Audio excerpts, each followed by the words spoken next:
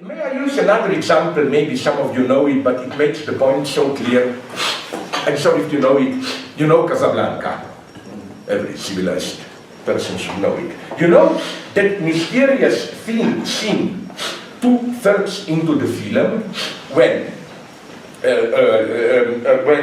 Ingrid Bergman comes to Humphrey Bogart's Ricky's flat and asks for those mysterious visas for Portugal, whatever, exit visas. And okay, they first struggle, I mean shout, then they embrace, and you have a fade out for 2 or 3.5 seconds. You see the tower of the Casablanca airport, then after 3.5 seconds we move back, and you see the two of them continuing the conversation.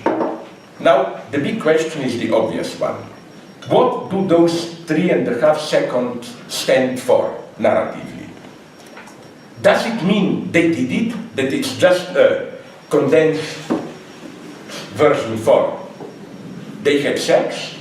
Or it's just that the same conversation goes on? And a guy who hates my type of theory, but it's not stupid, a British cinema theorist, Richard Maltby, did a wonderful analysis of it where he demonstrates that the movie does something ingenious.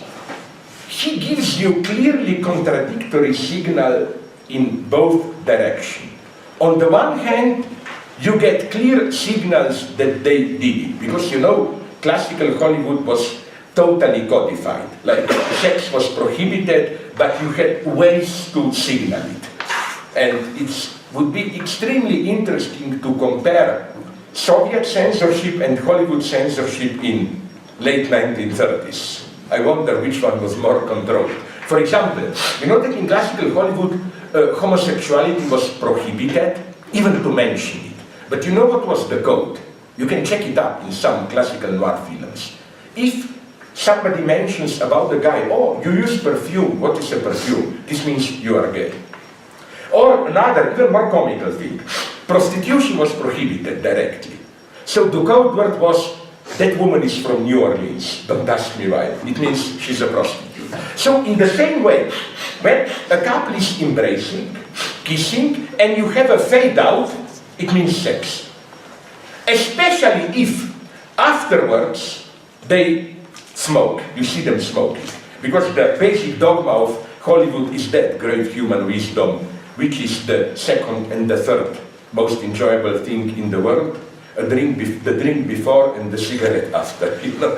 So again, then there are, so it's this codification, the fade out, and some other elements give a clear signal they did it. At the same time, they are fully dressed. The same conversation seems to go on. They did not do it. And this is the perfect functioning of ideology. It is as if, imagine yourself observed by an ethical each other, the film treats you as a divided subject. We will give you arguments so that you can pretend I'm just watching an innocent movie, nothing goes on. At the same time, we open up the space for all the dirty fantasies what they were doing. And you know, there is a guy, I forgot his name, who wrote a short story called As Time Goes By, which doesn't work, but it's a wonderful idea. It's a short story about this scene. It begins with Ingrid Bergman going up, then, and at the end, but in between, you have 15 pages of absolute hardcore pornography, you know. And the beauty is that it gives an obscene twist to the best-known Humphrey Bogart phrases, you know, like, you know, here's to you, kid. You know, in this version, he puts his penis out and says, here's to you, kid, and puts his penis into her. So what I'm saying is that, if you make it explicit in this way, I'm opposed to it. I think things get ruined. But again, as Maltby makes it clear in his analysis, you see, this is my point. It's that, it's not that we have official Hollywood and then that this is again a site of resistance, all the obscenity. No, the obscenities generated by these old hints, are part of Hollywood. Hollywood ideology is both. It's the official prohibitions and their transgressions, strictly codified.